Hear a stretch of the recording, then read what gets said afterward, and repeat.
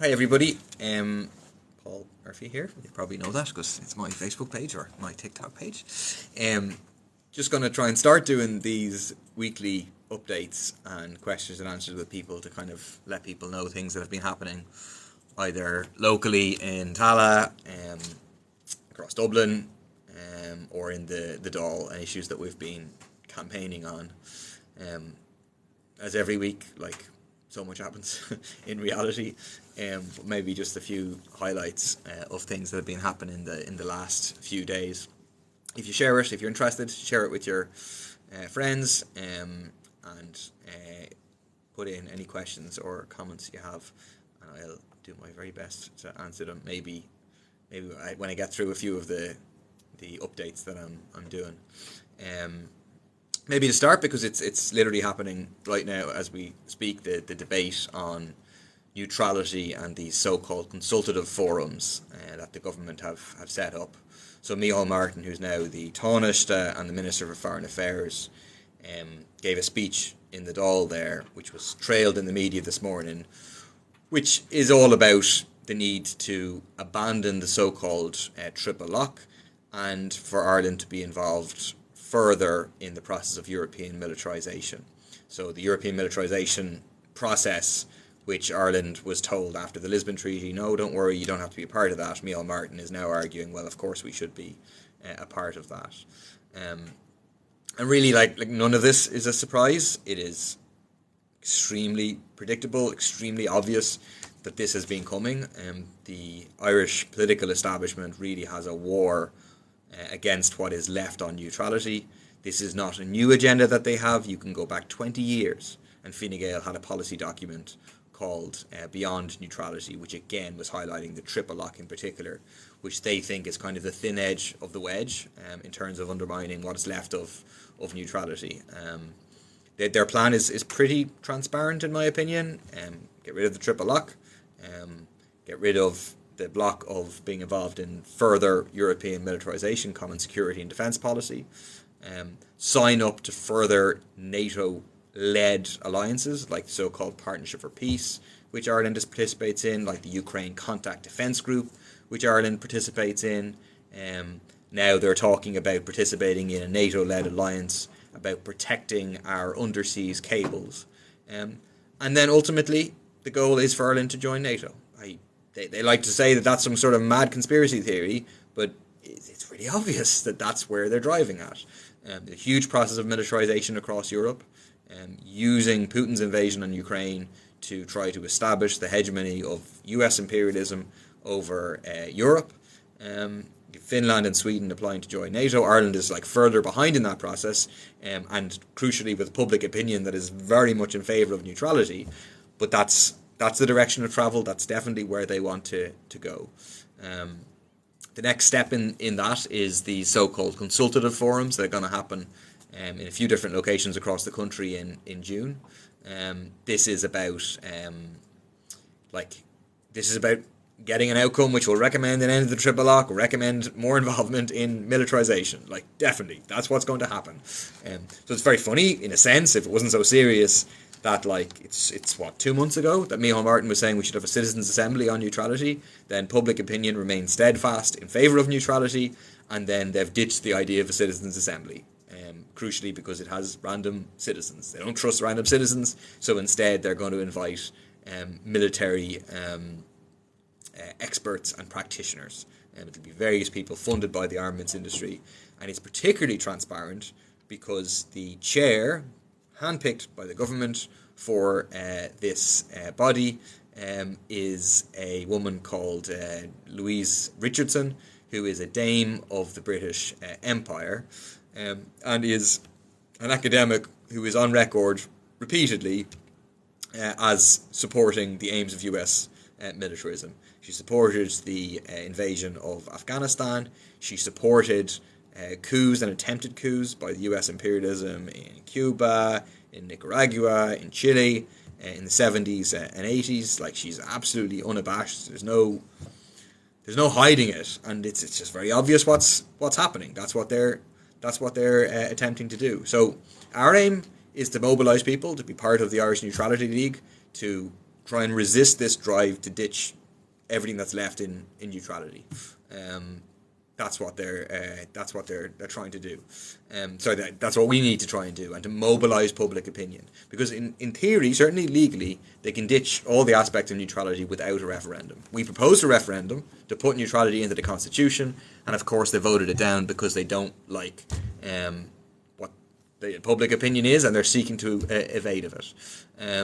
So now we need to insist that the opinion of the public is brought to bear. We're going to be exposing what's happening at these consultative forums. We'll be demanding again that there's a referendum, that people get to decide to try and to defend people, defend neutrality, because ultimately what joining NATO would mean is like a massive increase in military spending. That's money that's not going on housing, on education, on a just climate transition, and it could mean, Irish young men and women being sent off to fight in wars for US imperialism. It's NATO countries that are responsible for the invasions in the Middle East, which have killed hundreds of thousands of people in wars that were very clearly for oil and for profit. Anyway, so that's happening right now. Like, the debate is literally right now in the chamber. Richard Boyd Barrett was speaking for People Before Profit, and the Taoiseach Micheál Martin was getting quite annoyed by some home truths being spoken about. Secondly, maybe just to talk a bit about, it was an issue I was raising in the Dáil today. People might have seen a horrendous attempted illegal eviction in Harrington Street in Dublin yesterday,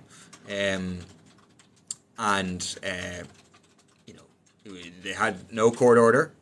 They had private security without PSA licenses, who threw a 50-something-year-old woman who was a tenant onto the streets. Her furniture was physically thrown onto the streets. When housing activists arrived to support the woman and the other tenants, they were threatened with violence by the private security.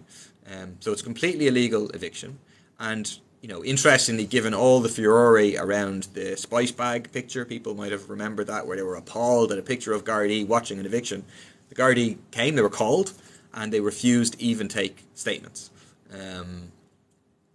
from the people who were present to talk about the violence that had taken place.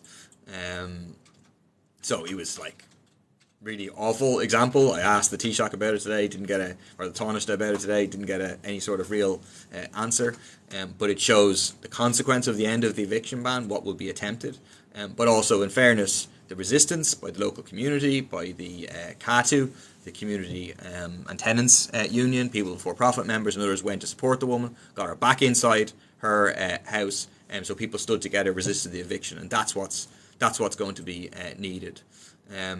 I am answering questions on this, but if you ask a question about the issue I'm talking about, otherwise I'm going to circle through and come and answer your other questions after I stop rambling on about stuff, as MCK Collectibles says. So that's a really important issue, I think, is the eviction, the attempted illegal evictions, and it's really important that people stand together and resist those. Final thing I just talk about is a bill we introduced today. Breed Smith and I both spoke to it. Very important bill to stop the use of Irish airspace by private jets. Right, so private jets are like the ultimate epitome of social and climate inequality and injustice.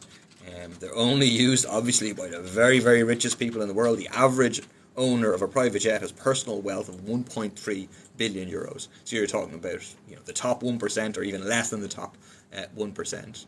Huge carbon emissions, huge impact on the environment from private jets. The average private jet to or from Ireland emits 10 tonnes of carbon. That's just slightly less of what the average Irish person uses throughout their whole existence in 1 year, in everything that they do. It's the equivalent of driving 40,000 kilometres. And they're rapidly increasing. So there was almost 7,000 private flights to or from Ireland last year. There was an increase of 150%. And we absolutely have to stop this. Someone says the airports lose money by no private jets landing at the airports. Well, we're in a climate emergency. We're heading towards absolute catastrophe. The 1% are responsible for 16% of emissions in the world, but they don't have any consequence for it. People who pay the consequences are the poorest in the world. 40,000 people died from famine last year in the Horn of Africa, caused by climate change. Millions of people are faced with death in the coming years. In Europe, the impact of climate change is being seen in terms of extreme weather events, flooding in Italy right now, heat waves, which are killing people. I'm definitely not the 1%. The 1% is literally people who are like multi-millionaires, billionaires, etc. The kind of people who have private jets. But we were on track for an absolute emergency. I mean, we've got something like 320 gigatons left in a carbon budget to give us a 50% chance of avoiding going over 1.5 degrees warming, which would be devastating. We globally use about 40 gigatons a year, so we've about 8 years left. And if we waste that budget on, extraordinary, gross, excessive, conspicuous consumption by the rich, or on weapons in the armaments industry, that's carbon that's not being spent on what we need to spend it on, which is having a rapid just transition which improves people's lives, getting people out of their cars into quality, free, accessible, expanded public transport, into creating green jobs in terms of retrofitting people's homes, reducing our energy usage, into a 4-day week without loss of pay, the things that are necessary. So we have to tackle this, horrendous climate abuse by the rich, and that's necessary if you want ordinary people to buy into the changes in their lives that are necessary. So the IPCC is the key report that you should look at recently. In terms of someone saying not giving up cars or heating our homes, well, I'd say to people, I'm not in favour of forcing you to give up your car to heat your homes, but I certainly, I drive a car. I often cycle or take public transport, but if we had a massively expanded public transport, a much better quality public transport, I'd certainly prefer that than sitting in traffic. I think most people would. I think if we say to people, we're going to come and retrofit your home, we're going to insulate your home at no cost to you, no upfront cost, then I think majority of people would agree with that and want to use less energy. Like, actually, climate change, action to tackle climate change can improve your life if it's done in the right way, as opposed to the kind of Green Party way of doing it, which is all about making people's lives harder, as opposed to making people's lives better. Come here, I'll just fly through some of the exactly about public transport being bad. I love how he's ignoring everyone. A few laughy faces. Hi, not ignoring you. Government making the roads harder to drive on to get the cars off the road. Try to use public transport outside of Dublin. That's exactly the point. We need to expand the use. We need to expand public transport to actually make it accessible to people. I don't have a car. You live in Dublin. I do have a car. I said I do have a car, and I live in Dublin. This guy is dangerous. No. Would you increase salaries for public transport workers? I would, absolutely. I think a big part of that is actually stopping the drive for privatisation of our public transport system, which you see it in Dublin in particular. Like, just they carve off routes away from Dublin bus, give it to private operators with lower terms and conditions, bad for the workers. So we need to stop that. Also, from the point of view of the climate, it makes sense for this to be a vital public utility. Thoughts on the Church of Ireland? I'm not really very religious. I don't have extensive thoughts on the Church of Ireland, but I defend your right to be religious and to propagate your views if you're a member of the Church of Ireland. No one buys this climate change nonsense. Thankfully they do. Thankfully people understand this is settled science, and that we need to act. We need protests outside banks. I agree. Sorry, I'll try and fly back up. We need to look around at the chemtrails. No, I don't think so. What's my thoughts on 15-minute cities? I'm in favour of 15-minute cities in terms of what I understand it to mean, which is that you have, in 15 minutes around you, all the stuff that you need. It doesn't mean, as the conspiracy theorists suggest, that you're going to be locked into 15 minutes or whatever. That isn't what it's about, as far as I understand. It's purely about having things accessible in your local neighbourhood. I would like to have all the shops I need, whatever, restaurants, etc., within easy 15-minute accessible to people. I think that makes sense. Will PBP go in with Sinn Féin after the next election? That depends. That depends on what programme for government. So we think there needs to be a left government. We're campaigning for a left government. We need to get Fianna Fáil and Fine Gael out. We're the only party to give a commitment not to go into coalition with Fianna Fáil and Fine Gael and end up putting them back in again.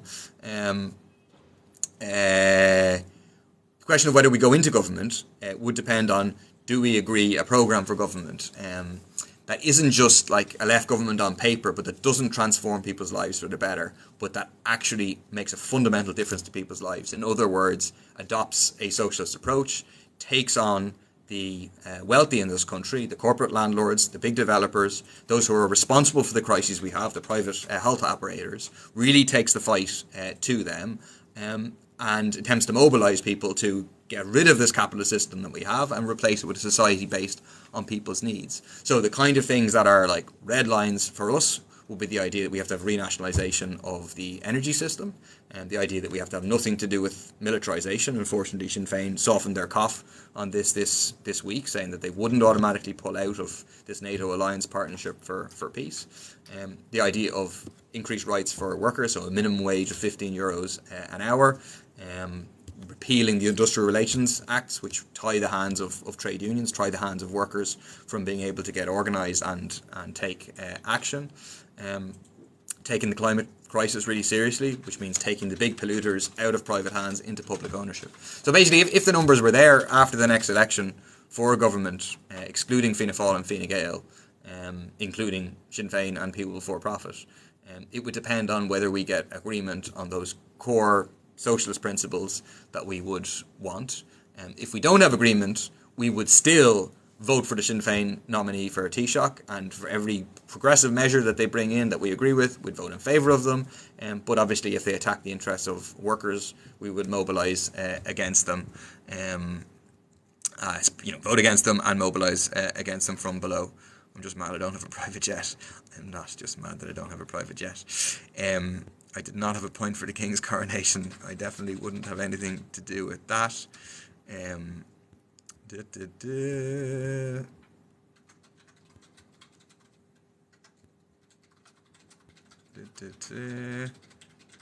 How can you justify an eviction ban? Surely if you own your own home, you can do with it what you want. I don't agree. Obviously, I know that, that's kind of an argument that's out there. Like a lot of those who are protesting and opposing migrants at the moment are also opposed. They're also opposed to an eviction ban. And they think that people who have private property have the absolute right to do with it what they want. Same with the private jets, for example. I think that when we have a housing crisis, we as a society have the right to say, no, you as a landlord can't evict someone who has done nothing wrong, paid their rent, no antisocial behaviour, no problems whatsoever, no fault eviction. You can't evict that person into homelessness. We have the right as society to say that. I think we also have the right to say that if you leave your property empty for 6 months, well then we're going to have use it or lose it legislation, which will involve, serious taxes on your home, and ultimately your home being purchased. If you're an ordinary person, purchase that market rate, and so it's used to house people. I think it's a crime that we have 80,000 planning permissions being sat on by private developers while we're in the middle of a housing crisis. So I don't believe that people just have the right, it's private property, I can do whatever we want. That isn't the case currently. You can't currently build a skyscraper in your back garden because it's your private property, because we as a society get to say, your community obviously has the right to have an input into that. It's going to impact other people. So I don't accept that we can accept a situation where some people get to hoard all of the wealth, and regardless of the impact on everybody else. Sorry, I'll fly through it. Do I do any work or just flat out on social media? I'm afraid the social media is just extra communication with people. I have to make up for it with everything else that I do be doing. What do you think of Sinn Féin dropping their opposition to PESCO? Yeah, that's a good question. Funny, right at the top. So it is concerning. I think Sinn Féin has been signalling to the establishment that maybe we can be a safe pair of hands for you. So I think it is worrying, and I think people who look to Sinn Féin as an alternative, look to Sinn Féin as a way to defend neutrality, will definitely be concerned about that. So it's worrying. We'll try to keep pressure on them to kind of harden them up. We try and work with them in the Irish Neutrality League, but like, it's worrying. I would encourage people actually to contact their Sinn Féin TDs and to kind of try and put pressure on from the other side. Many years ago, I broke up a military meeting, and for that, I am sentenced to die.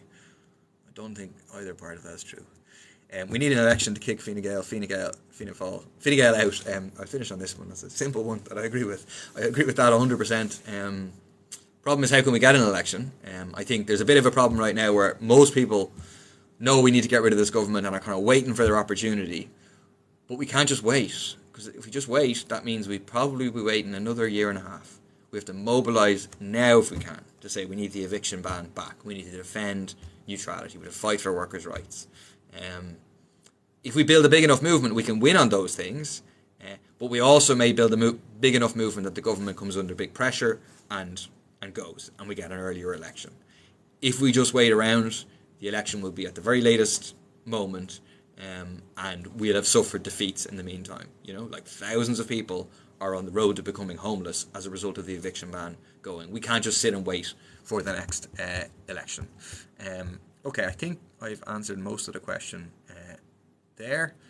Refuse to pay the property tax, very good.